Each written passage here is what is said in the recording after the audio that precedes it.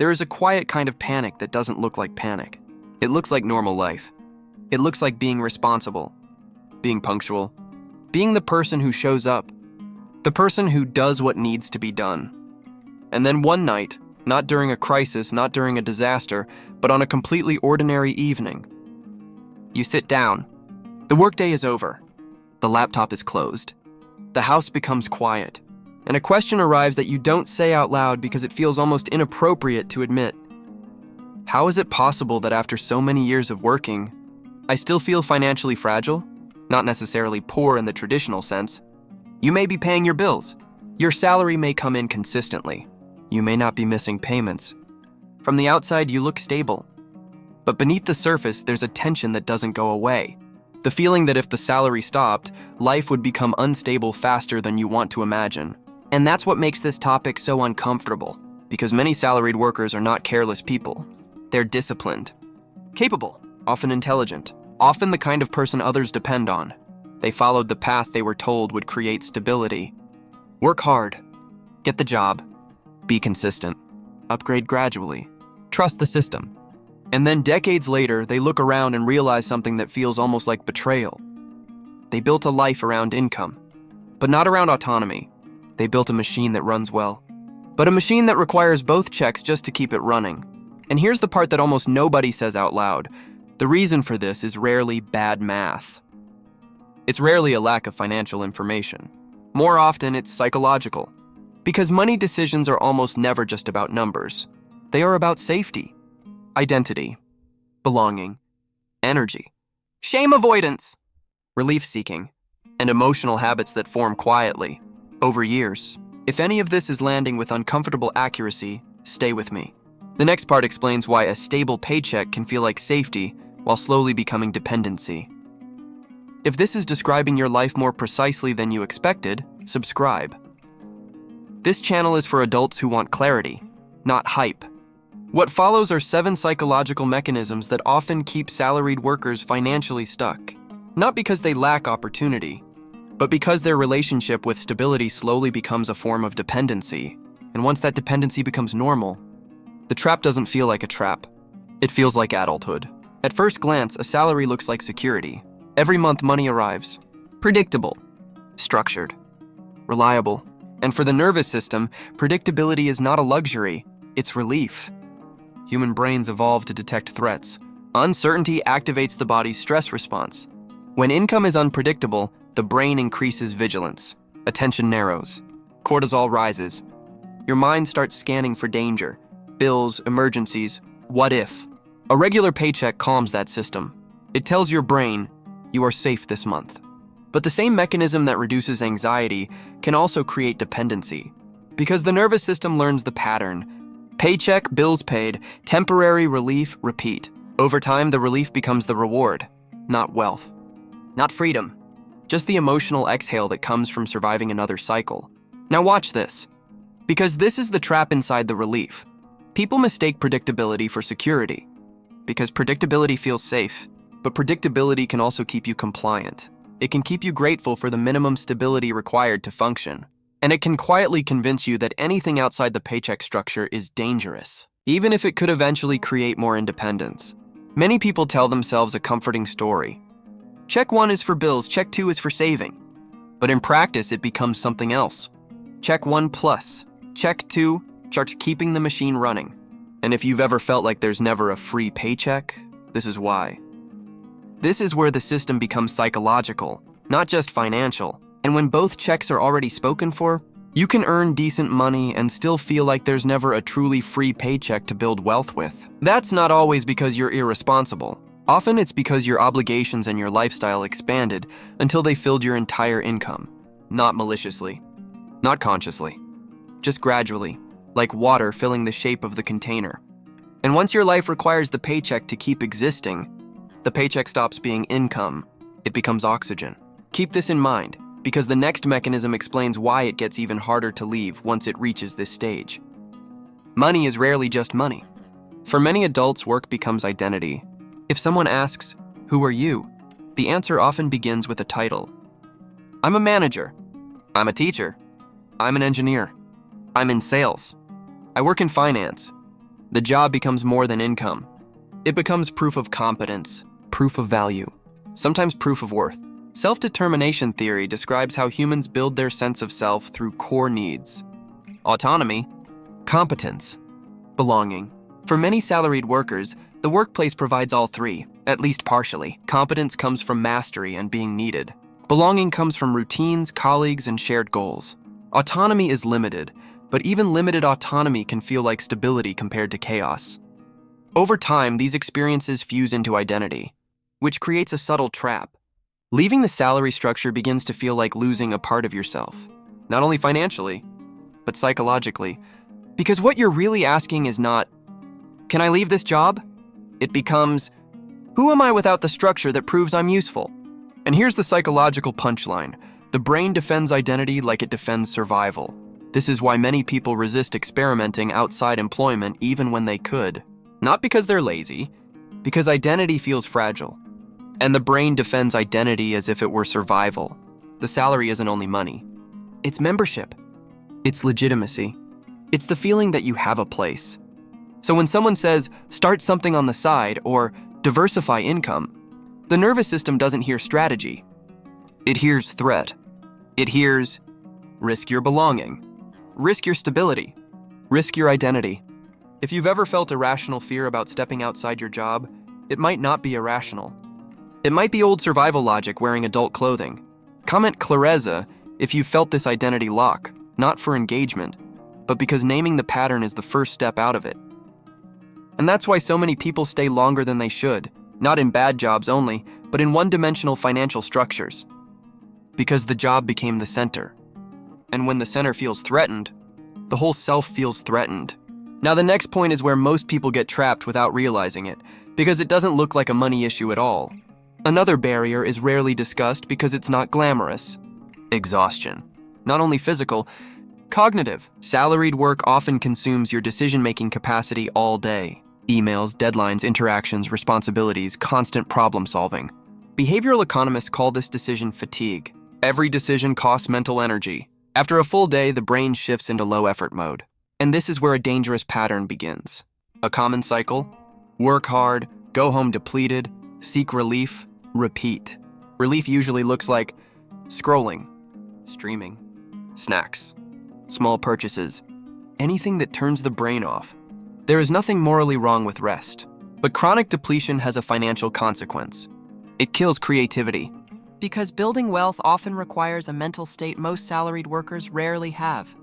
Open attention, experimentation, learning unfamiliar systems, thinking long-term, designing strategy. Those tasks require bandwidth.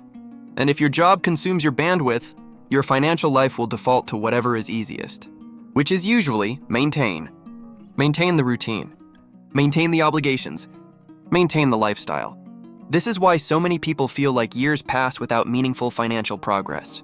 Not because they don't care, because they don't have the mental space to build something new.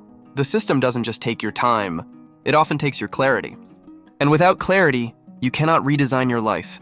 You can only keep it running. And here's what makes this brutal. When you're depleted, the brain will choose comfort over strategy, every time. Next, we need to talk about the emotion that quietly runs the entire system: fear of loss. One of the strongest forces shaping money behavior is loss aversion. Prospect theory shows that humans experience losses roughly twice as intensely as equivalent gains, meaning losing $1,000 hurts more than gaining $1,000 feels good.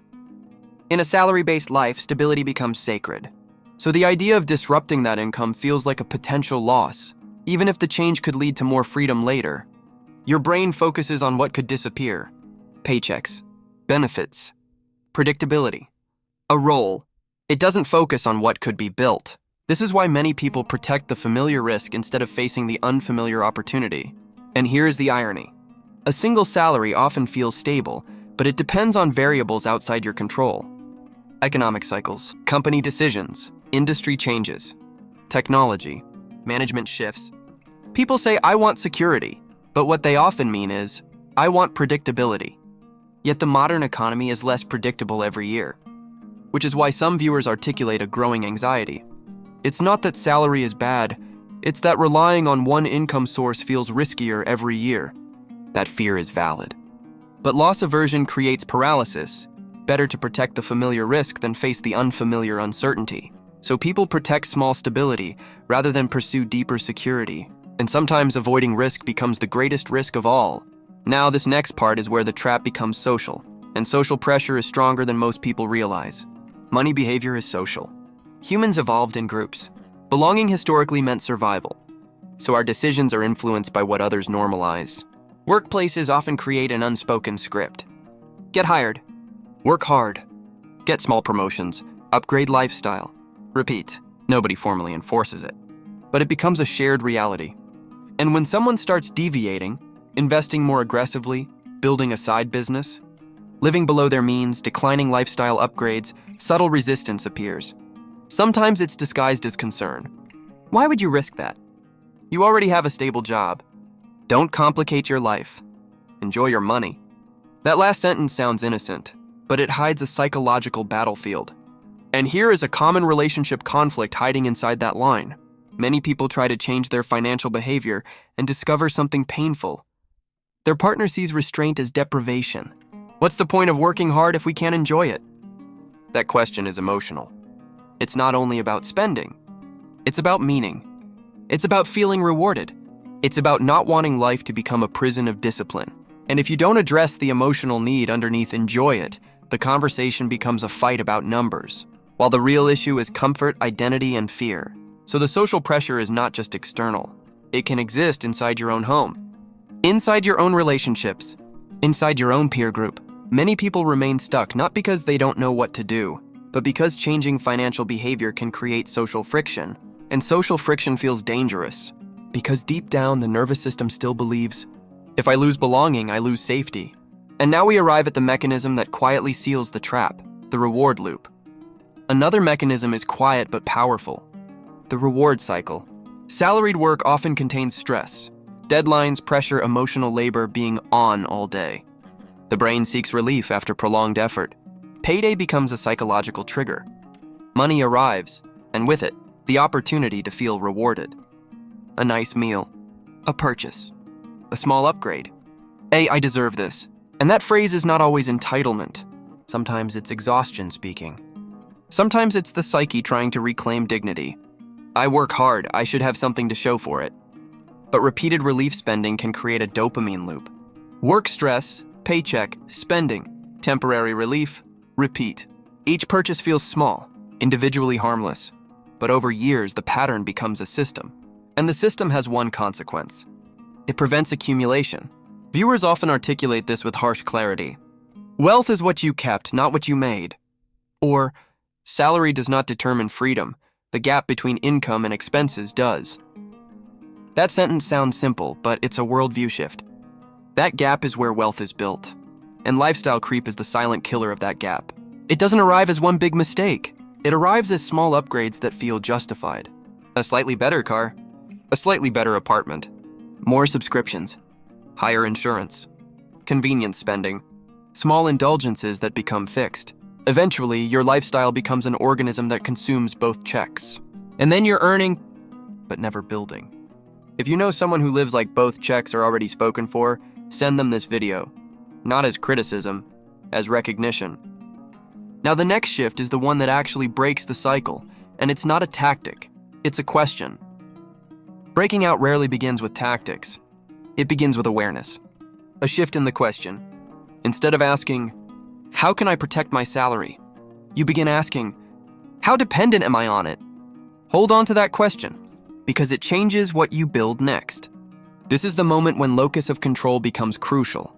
External locus of control says, the system determines my outcomes. Internal locus of control says, my choices shape my outcomes. People with a stronger internal locus don't necessarily take reckless risks. They experiment. They design. They build optionality. They stop treating money as something provided by an institution and start treating it as something that can be generated through multiple channels. And this is important. Escaping dependency does not require quitting tomorrow. It often begins quietly, with an audit. Questions like, if my salary disappeared tomorrow, how many ways could I generate income? How much of my life depends on one source? Do my routines build autonomy or deepen dependency? These questions are uncomfortable, because they expose the truth, but they also reawaken agency. And agency is the emotional beginning of financial freedom. Another powerful reframe appears in the comments. Stop asking, how do I make more? Start asking, why does all my money leave? That one question changes everything. Because many people don't have an income problem. They have a structure problem, a system problem, and systems can be redesigned. If you want a part 2 where I map the exact system changes without turning your life into extreme deprivation, comment Party 2.